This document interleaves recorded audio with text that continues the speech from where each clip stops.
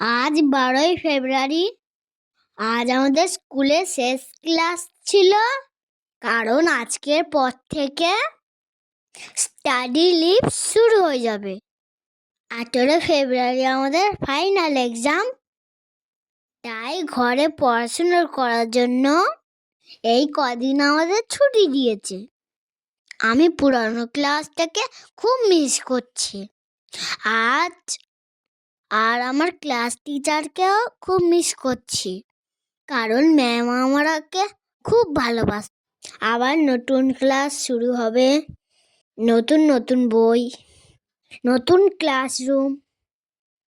এইভাবে আস্তে আস্তে একদিন আমি অনেক বড় হতে চাই।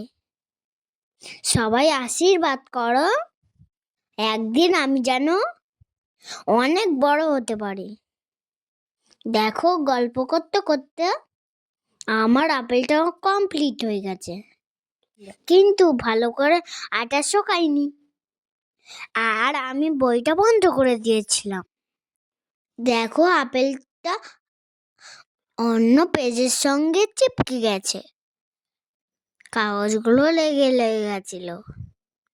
তাই মা আস্তে আস্তে করে তুলে দিচ্ছিল। আজকের ছিল এই পর্যন্ত। টাটা, সবাই ভালো থেকো। Bye, tata, bye bye bye by.